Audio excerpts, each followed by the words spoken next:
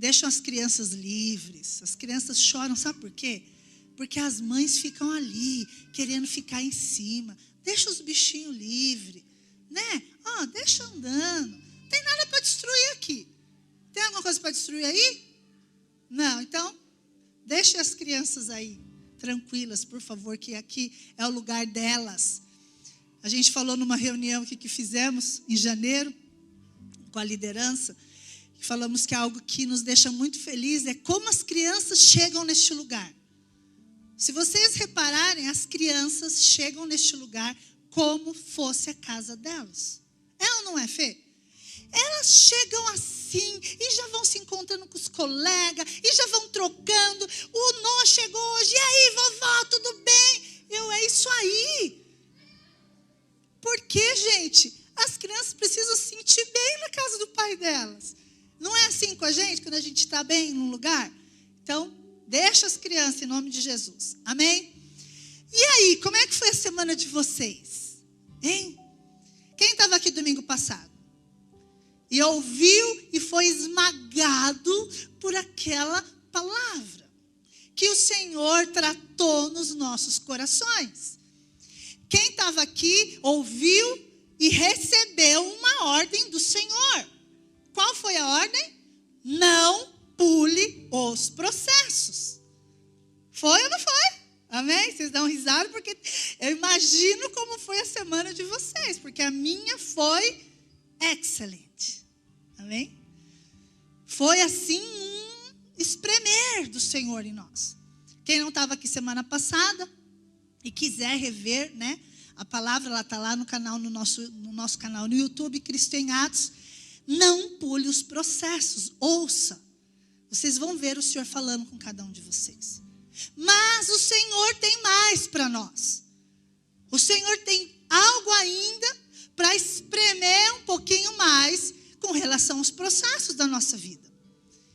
Assim como eu falei que foi minha semana e continuou os processos assim, e eu falei, tá bom, Senhor, eu entendi que não vou pular os processos, eu entendi que veio uma ordem do Senhor para a igreja, para nós, não pularmos o processo, mas nós identificamos algo também. Nós estávamos numa célula sexta-feira, e lá eu fiz uma pergunta para eles. Eu falei, antes de nós estarmos entendendo que não podemos pular os processos da nossa vida, eu quero saber se todos conseguiram identificar quais são os seus processos. E aí ficamos, uau, peraí. Pegamos alguns exemplos, né, Vlad e Letícia? Só para a gente dar risada, tá? A igreja está com a cara meio brava comigo. Mas pegamos alguns exemplos de pessoas que conseguiram identificar. Mas eu tenho certeza que no meio aí dessa tua semana que você ouviu essa palavra, você identificou vários processos dos quais você está passando. Dos quais o Senhor falou para você se atentar. Não pular nada. Não burlar o sistema. Não querer dar um jeitinho brasileiro. Não foi? Não querer fazer as coisas do seu jeito, e sim do jeito dele. E nós dissemos amém. Glória a Deus. Amém? Vocês estão comigo? Pode dizer amém e participar. Glória a Deus. E dando risada, que aí vocês me deixam mais tranquila.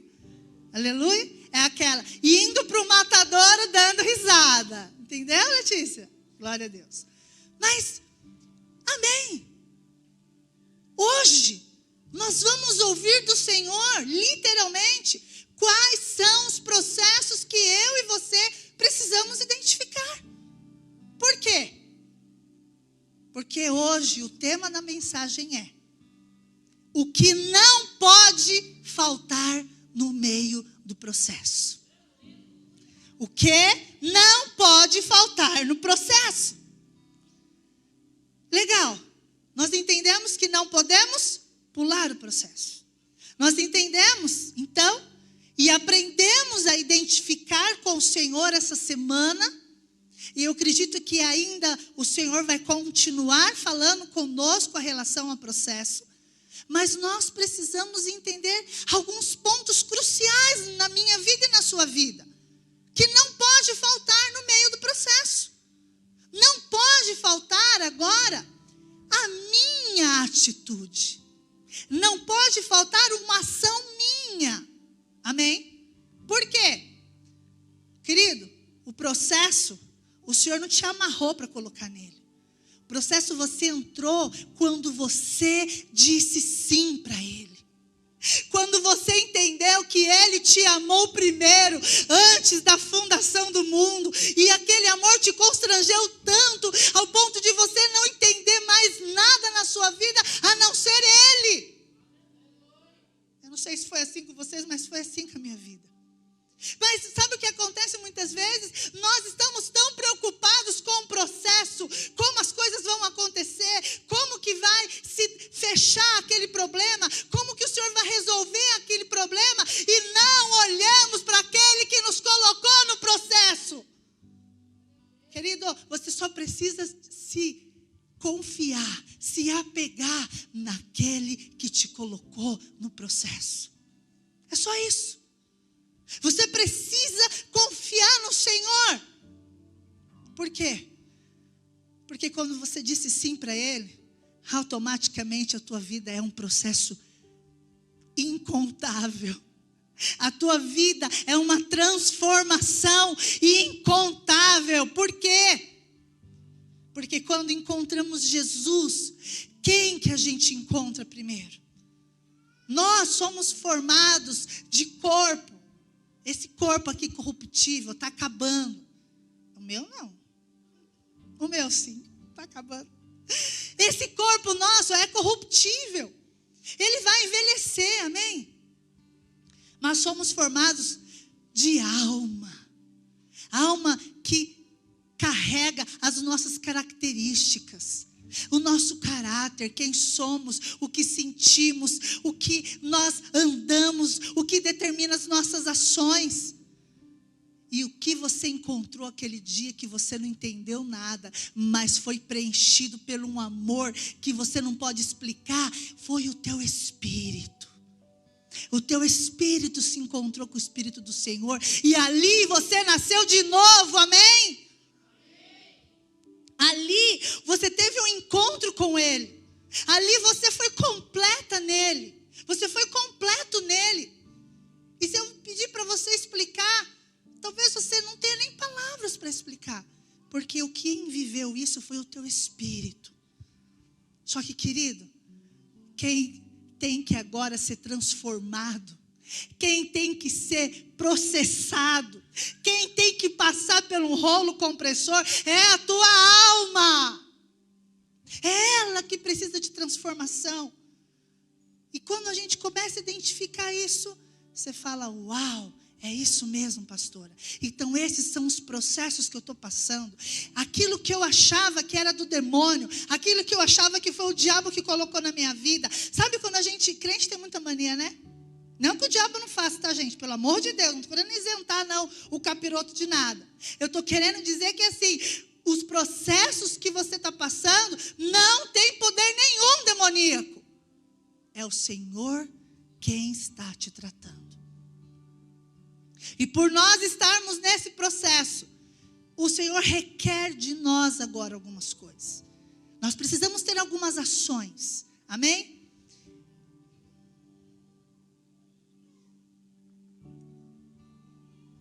Então, vocês estão comigo? Dentro do processo, existe uma palavrinha que nós vamos identificar muito rápido, que é a transição. Amém? O que é a transição? É mudança, Diego. Dentro desse processo de transformação das nossas vidas, existe a transição. Você pode repetir comigo? Transição. E ela é, repete comigo, e ela é necessária. Gente, a transição é primordial para nós. Sabe por quê? Se nós não identificarmos que a transição é a mudança de algumas coisas da nossa vida que nós precisamos tirar para colocar o novo de Deus, nós ficamos estáticos. De manhã eu dei o exemplo, e todo mundo concordou, que olha só Moisés. Moisés tira o povo do Egito, Aline, presta atenção. Tira o povo do Egito para atravessar o deserto para chegar onde? Terra Prometida.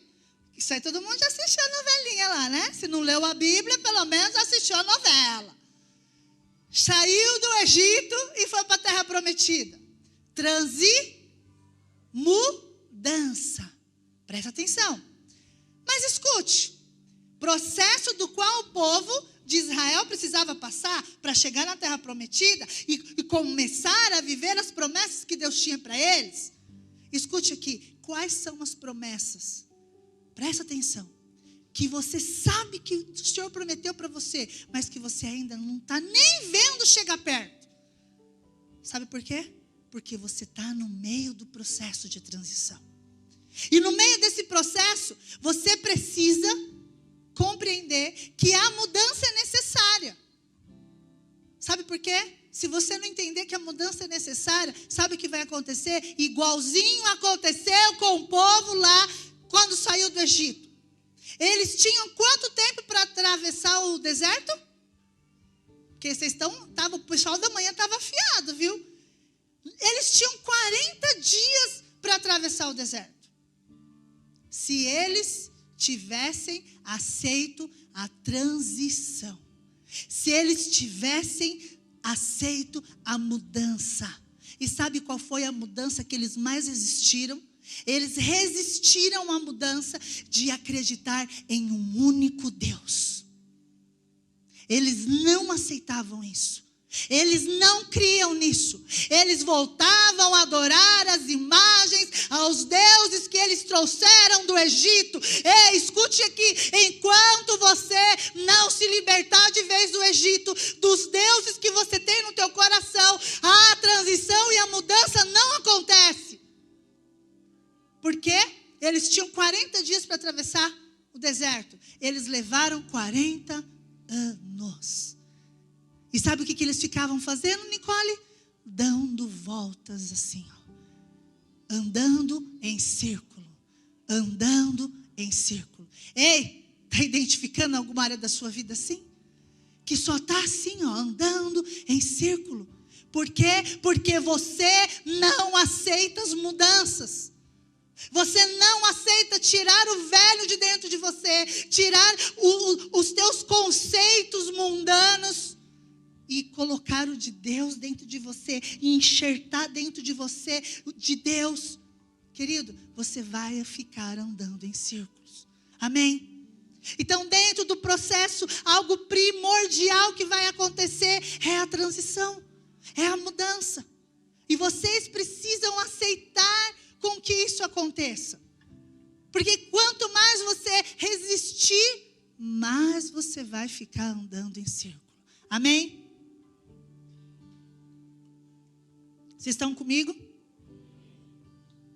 E olha só que interessante, né? Quando você acha que não tem nada para acontecer. Você olha para a sua vida e fala assim, não, isso aqui eu já passei, isso aqui eu já superei, isso aqui o Senhor já me tratou. O Senhor te coloca dentro de um processo. Onde você fala assim, puxa, será que eu precisava estar aqui? Será que eu precisava estar vivendo isso? Será que eu preciso... Lembra quantos questionamentos o povo lá no deserto faziam para Moisés?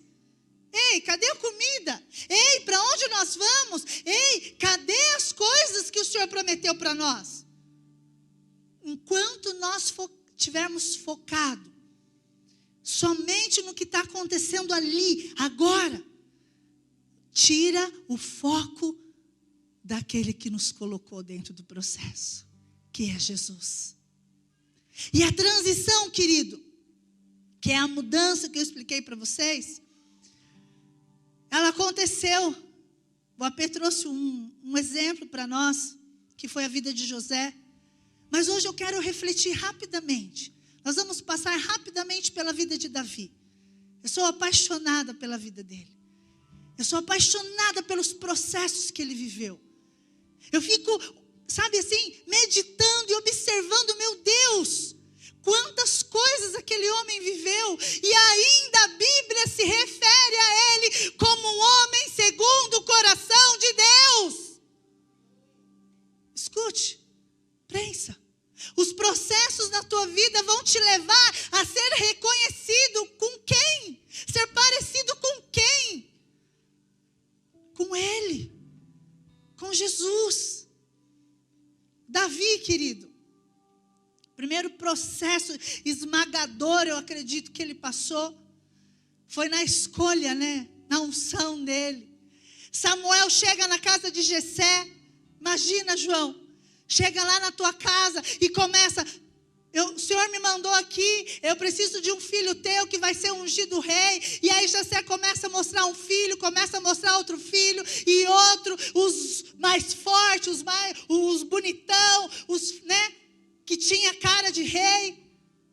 E ele nem pensa em chamar Davi. O pai dele não pensa em chamar ele. E aonde Davi estava? Aonde Davi estava quando Samuel pergunta para Jessé: ei, não tem mais ninguém? Você só tem esses filhos? Aí Jessé lembra de Davi. Ah, tem um lá no campo cuidando das ovelhas. Tem um lá no meio lá, nem sei onde ele está. Samuel fala: manda chamar ele. Presta atenção. Vem Davi. Vem ele, talvez sujo, né? Talvez não estava tão pomposo como os irmãos dele, que puderam se arrumar para se encontrar com Samuel, com o sacerdote, com aquele homem tão importante. Ele vem todo humilde, sujo, e se apresenta para o sacerdote. E Samuel fala: é esse o rei de Israel. Mas e aí, querido? Ele foi ungido e ele foi para o palácio. Ele foi ungido e ele foi lá receber a coroa. E tiraram a coroa de Saul para colocar nele? Não, ele entrou no processo. E foram há muitos anos ali esperando aquela promessa, daquele dia que ele tinha aproximadamente 15 anos. Ele era um adolescente. Ele estava no meio do processo. Ele entendeu algumas coisas. E aí ele entra no processo. Eu falei para vocês que a gente vai passar rapidamente, mas tem coisas que eu não posso deixar de falar. Ele vai lá alimentar o irmão dele, levar comida para o irmão dele. E ele fica indignado com aquele gigante que estava amedrontando o exército de Israel. O exército do Deus vivo. O exército do Deus dele, Nanda. E ele fica tão indignado que ele fala assim: ei, escute aqui, eu não vou no nome de ninguém, eu vou no nome do meu Senhor. E ele destrói Golias. Todo mundo sabe a história. Mais um processo. E por causa disso, ele começa a ser perseguido por Saul. Por quê? Ele chega na cidade e o que as pessoas cantam para ele? Hã? Quem sabe a musiquinha? Saul matou 1000. Matou 10.000. E aí, o que sobe para o coração de Saul? A inveja, a raiva, o orgulho. E ali, ele começa a perseguir Davi. Mas no meio do processo que Davi está passando, ele supera a perseguição de Saul. Ele supera, ele passa por cima. E ele é ungido rei. Ele é colocado lá no trono. Primeiro ele é ungido rei de Judá, depois ele é ungido rei de Israel. E quando ele é ungido rei de Israel, ele começa então a ganhar as batalhas. Ele começa a ir com o exército de Israel, ganhar todas as batalhas que estavam para eles. lutarem mais uma batalha. Ele começa então a entender que existe um momento do processo nosso que a gente entra numa zona de conforto. A gente quer se acomodar, é ou não é? Não é verdade? A gente não vê as coisas acontecendo, a gente não vê as coisas mudando, a gente não vê a mão do Senhor agindo, então eu vou para uma zona de conforto. Eu vou para uma zona que me deixa confortável, ninguém mexe comigo, ninguém fala os meus erros, ninguém fala o que eu tenho que mudar, ninguém põe a mão na minha ferida. Ei, escute aqui, pessoas saíram no meio desse processo, mas o Senhor está falando essa noite, eu vou te colocar de novo no meio desse processo, e lá vão te colocar a mão na ferida, lá vão te mostrar o que você tem que mudar, porque o Senhor tem esses planos para nós. Senão ele não estaria aqui no nosso meio. Está entendendo? E Davi, no meio desse processo, ele dá uma acalmada. Era para ele estar na guerra. Era para ele estar lá no meio da batalha. O que ele faz? Ele fica em casa. E ele sai na janela. E olha só. 2 Samuel, capítulo 11, no verso 2. Vocês colocam para mim, por favor, só para eu ler para os meus irmãos. Uma tarde, então um pouquinho antes aqui, Davi manda o exército ir para a guerra. E ele fica lá no palácio, certo? E aí, uma tarde, ele levantou da cama e foi passear pelo terraço do palácio. E do terraço ele viu quem? Uma mulher bonita, a famosa Betsaba, esposa de Urias, que a partir desse olhar, a partir de que ele olhou para essa mulher, cara, dali tudo que ele planejou foi só fruto do que ele deixou entrar no coração dele. Escute, sabe por que hoje você colocou a mão no teu coração e disse que é aqui que o Senhor tinha que transformar? Porque é aí, querido, que começa tudo. É aí que começa todos os teus sentimentos de derrota. É aí que você começa a identificar dentro de você sentimentos dos quais não deveriam estar mais. Mas você trata eles tão bem que eles permanecem. E foi assim com Davi. E ali ele pecou, ele planejou a morte do esposo, ele mandou chamar a mulher bonita, ele teve uma noite maravilhosa com ela, e tudo que aconteceu depois foi só fruto daquele dia que ele estava no lugar errado. E o sentimento errado entrou no coração dele. Escute, no meio do processo, você também vai se deparar com esses sentimentos. Mas nós vamos aprender hoje 2 atitudes que não podem faltar no meio do nosso processo. Amém? E eu vou só continuar para a gente resumir um pouco a vida de Davi. Mas em seguida, ele tinha um coração segundo o coração de Deus. Porque ele tinha um coração arrependido. Ele tinha um coração em arrependimento. E no Salmo 51, ele começa a dizer para o Senhor quem ele era. Coloca para mim o Salmo 51, por favor. Pode pôr a partir do verso 10.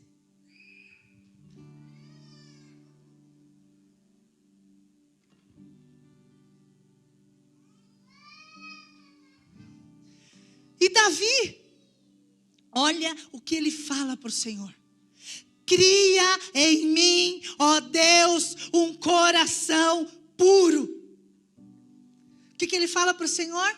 Ele identificou que o coração dele não era puro. Ele identificou que o coração dele não estava mais segundo o coração do Senhor. E ele grita para o Senhor, e eu imagino essa cena, a minha mente começa a viajar nesse momento que ele fala: cria em mim um coração puro, ó Deus. Sabe o que ele está falando? Dos pensamentos dele. Coração está ligado, lembra que eu falei para vocês? A pensamentos, a alma, a sentimentos. E ele começa a dizer para o Senhor: e renova em mim, dentro estável, um espírito reto, um espírito igual ao seu. E aí, querido, ele errou, ele pecou, ele adulterou, ele assassinou, mas ele se voltou para o Senhor com um coração puro. Querido, no meio do processo, talvez você descubra que tem um coração impuro. No meio do processo, talvez você descubra que você ama a Deus muito mais do que você imaginava. No meio dos processos da sua vida, talvez você olhe para o teu coração e fale: esse aqui não presta mais. Segunda-feira à noite, chegando em casa, eu me vi no meio desse processo. E eu vou falar para vocês, eu descobri que eu amo o Senhor muito mais do que a minha mente imaginava.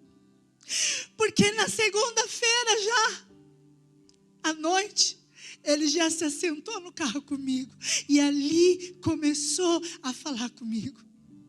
E aí ele foi para casa comigo e lá nós ficamos a madrugada conversando. E ele me falando dos processos dos quais eu tinha fugido. Eu tinha me conformado em ser daquele jeito. E ali começou um tratar na minha vida.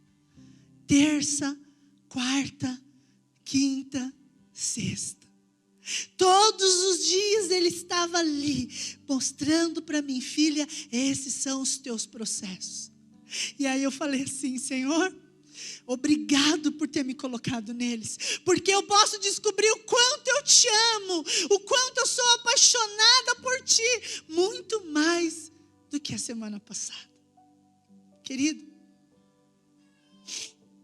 nos meios dos nossos processos, a gente precisa identificar algumas coisas. A gente precisa olhar para dentro de nós. Obrigado, Dudu. Assim como Davi, você precisa chegar ao momento de não se conformar mais e falar: ei, Deus, cria em mim um coração novo. Porque esse aqui não presta mais. Sabe, não dá mais para arrumar. Não dá mais para ficar tirando e colocando coisas. É um coração novo do qual nós precisamos. E aí, ele entra em um processo doloroso de arrependimento.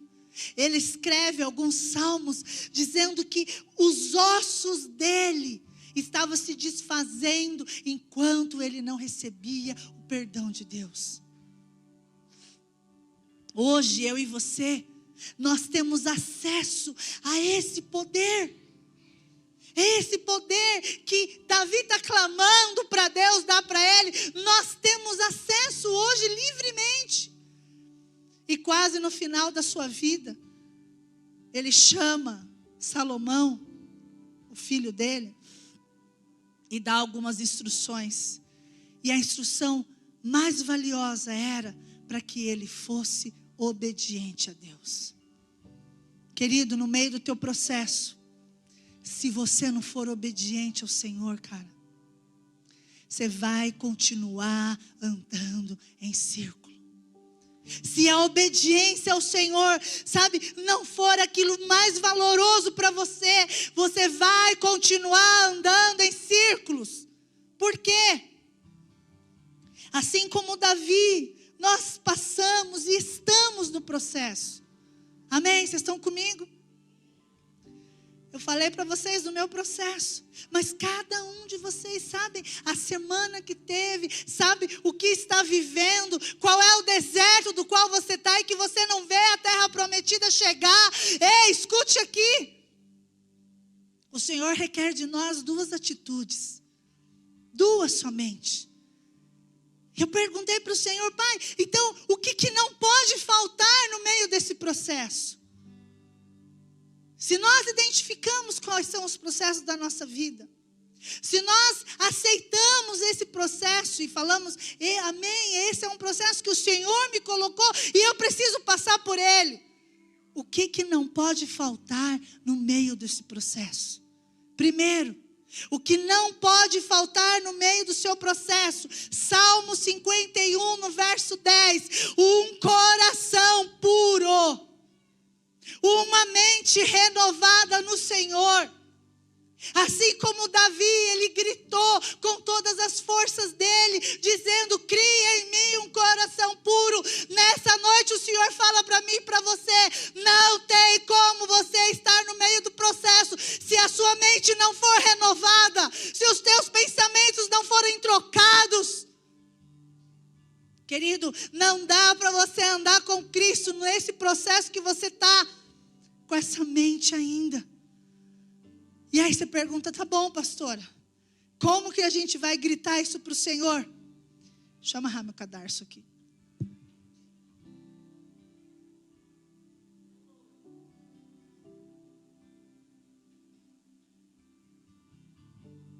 Muito obrigado, viu? Em Romanos capítulo 12, no verso 2. Agora, é o apóstolo Paulo dizendo para nós. Ele está dizendo que, não se amoldem segundo o padrão deste mundo. Não se amoldem segundo as coisas que vocês estão vendo. Davi, ele se conformou com a caída dele? Ele se conformou com o que ele tinha feito? Ele olhou para a vida dele e ficou satisfeito com Betseba. Ele falou, é isso mesmo, é essa mulher que eu queria, agora eu vou viver com ela pro resto da vida. Bora viver nossa vida aventureira, vamos largar o palácio, vamos largar tudo e vamos viver de vento, de amor. Foi isso que ele fez? Olhe para mim, foi isso que ele fez? Não, ele se arrependeu do que ele tinha feito. E ele gritou para o Senhor, cria em mim um coração puro. E aí, querido, você quer andar com Cristo, mas tentar fazer a junção das duas coisas não vai dar certo. Por quê? Porque, primeira coisa, existe um padrão que o mundo está vivendo e um que o Senhor quer que a gente viva. E esse padrão está colocado aí no teu coração, com valores através dos pensamentos que você tem. Os pensamentos seus estão ditando de onde vêm os teus valores. Os teus pensamentos estão ditando da onde você tira o teu caráter. E nessa noite o Senhor está querendo que você elenque para Ele. Mostre para Ele quais são os teus pensamentos, para que eles sejam transformados. Por quê? Como que eu faço isso então? De manhã eu perguntei para eles, mas então, qual é o segredo de fazer a transformação da nossa mente? No meio do processo que nós estamos. Quando identificarmos um pensamento que não está batendo com os pensamentos de Deus, quando não estão batendo em relação ao padrão de Deus, quando não está batendo em relação àquilo que Deus pensa de nós, quando vier contra a paz que excede todo entendimento que Ele prometeu para nós, quando vai de contra o amor que Ele prometeu para nós, quando você tiver um pensamento desse, você tem que levar ao Senhor. Você tem que falar, Jesus, esse aqui, esse pensamento agora não é meu. Não é seu, então eu troco, eu tiro, eu elevo para o Senhor, eu elevo cativo esses pensamentos. E aí é onde há transformação, porque se vocês verem lá, não se amoldem ao padrão deste mundo, mas transformem-se. Ele não está falando que Deus vai transformar Diego, ele está falando que é para nós transformarmos os nossos pensamentos. É para nós fazermos essa ação. Então a primeira atitude, enquanto nós estivermos no meio do processo, não pode faltar a mudança de mente. Não pode faltar. Por quê? Porque o que aconteceu com o povo de Egito? Lu, por que eles ficaram rodando em círculo? Porque eles não aceitavam o Deus de Israel. Moisés subia para falar com Deus, o que eles faziam? O que eles faziam? Vocês assistiram a novela, vai. Vocês leram a Bíblia também, em nome de Jesus. Amém? Assim eu creio. Mas o que eles faziam? Os bezerros de ouro. Eles pegaram os ouros que eles trouxeram lá do Egito e fizeram bezerros de ouro. Por quê? Porque eles ainda estavam apegados ao que eles trouxeram do Egito. E é isso que o Senhor quer, que a gente se desfaça de tudo que é padrão mundano. Tudo que não faz parte do Senhor. Pastora, mas então é melhor a gente sair daqui. Não, porque o plano dele e o processo dele é você aqui nessa terra sendo transformado, dia após dia pelo Espírito do Senhor. Amém? Então a primeira atitude é ser transformada a tua mente. É ser transformado para quê? Para que assim realmente você experimente a boa, perfeita e agradável vontade do Senhor para a tua vida. E ainda tem promessa, olha só, você transforma a tua mente para você experimentar o que Deus tem de bom. Faz sentido? E segundo, amém? E segundo, o que eu e você precisamos ter no meio desse processo? Em segundo, eu e você, nós precisamos ter um coração apaixonado, que é o que falta para a igreja hoje, que é o que falta para aqueles que são chamados de noiva. Faz sentido para vocês? Eu não sei vocês, mas no processo que eu passei, eu identifiquei e falei: Senhor, quanto que eu tinha perdido a minha paixão pela tua presença. Quanto eu tinha dado mais valor para tantas coisas do que para essa presença que esteve notoriamente todos os dias comigo. Pastora Carla, posso falar, Carlinha? Ela falou assim: pastora, eu vou dormir lá na sua casa. Aí eu falei: ixi, a gente tem convidado.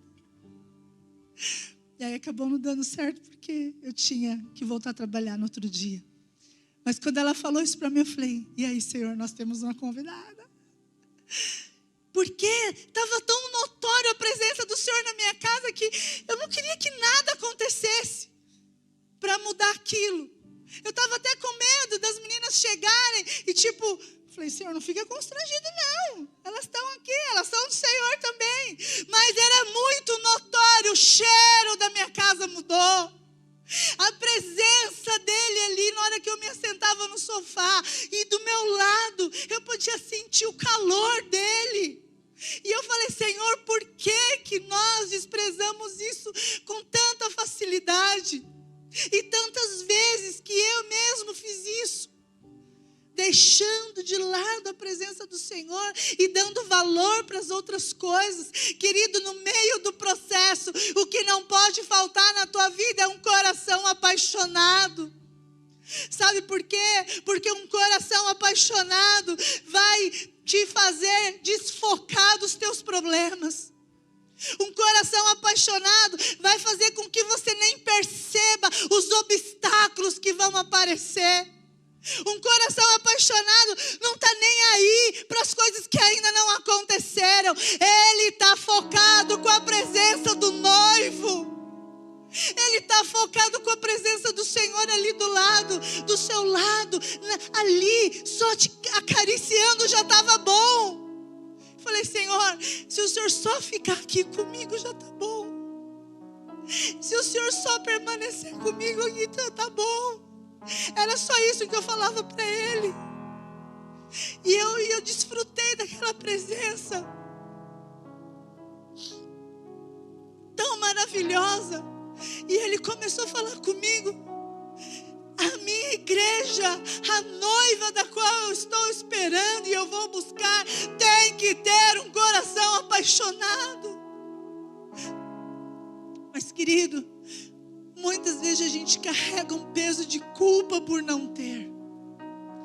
Primeira coisa, a gente já carrega um peso de culpa por não ser assim com Ele.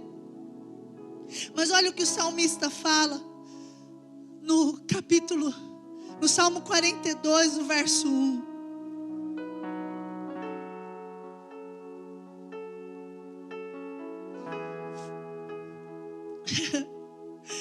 Tem uma versão que fala assim: como a corça anseia por águas correntes, a minha alma anseia por ti.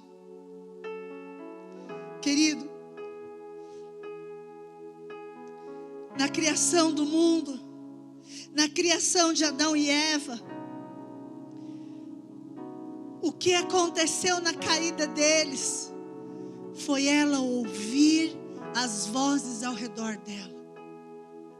Foi ela duvidar de uma voz da qual ela nem conhecia, falando e duvidando do Deus da vida dela.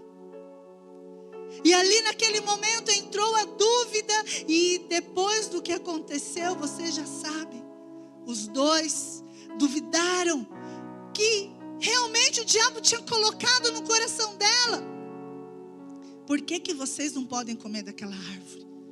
Será que é isso mesmo que vai acontecer? Eu não sei o que o diabo andou falando no teu ouvido, porque ele fala aos nossos ouvidos, amém? Eu não sei o que ele colocou de dúvida num processo que você está passando. No meio desse processo, eu não sei o que ele colocou no teu coração que te fez duvidar do que ele tem para você. Não sei o que ele colocou no teu coração que te fez desacreditar daquilo que ele tem para você ainda nessa terra. Eu não sei. Eu sei o que ele colocou no meu, e eu me fiz questão de tirar. Mas hoje o Senhor te trouxe aqui para falar com você o que ele colocou no teu coração, para você conseguir identificar e retirar dele. Porque vocês são a noiva que anseia por águas correntes. Nós somos a noiva dele, que anseia o dia de nós encontrarmos com o nosso noivo. Queridos, o plano lá inicial não foi destruído. Não foi. Tudo que Deus planejou não foi destruído, foi restaurado em Cristo Jesus. Em Cristo Jesus hoje, eu não preciso esperar a viração do dia para me encontrar com meu noivo. Eu não preciso esperar um tempo determinado que ele venha falar comigo. Eu tenho livre acesso ao Pai todos os dias.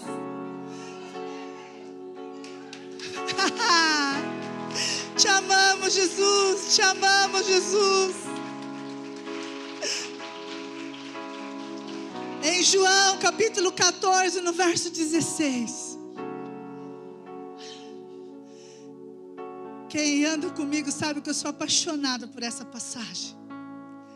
Eu fico encantada quando Jesus fala assim. Ele se preocupa tanto com a gente que ele ainda fala assim: eu vou para o Pai, mas eu vou pedir para Ele um outro Consolador. Olha o que Ele fala. Um outro Consolador. A palavra outro significa exatamente como eu. Quando eu falo assim: Fernanda, vem cá, eu vou chamar uma outra pessoa igual a Fernanda, eu estou chamando a mesma pessoa. Jesus disse: eu vou pedir para o Pai. Queridos, sabe quando ele fala isso, o que significa? Ele está se humilhando como o nosso irmão mais velho. Ele está se colocando num pé de igualdade conosco, que somos pecadores. Somos desobedientes à voz dele. E ele se coloca no mesmo pé de igualdade e fala: eu vou pedir ao Pai um outro Consolador, que esteja com vocês para sempre. Que esteja com vocês para sempre. Queridos, Hoje a gente não precisa mais esperar um tempo. Hoje a gente não precisa mais de ninguém que nos represente diante do trono da glória. Eu não preciso mais de um sacerdote que vá oferecer os meus pecados para Deus em arrependimento. Eu só preciso desse outro Consolador. Eu preciso somente dele comigo. O Espírito do Senhor. O Espírito que Ele disse que enviaria para nós. E agora é a hora que você se coloca de pé, por favor.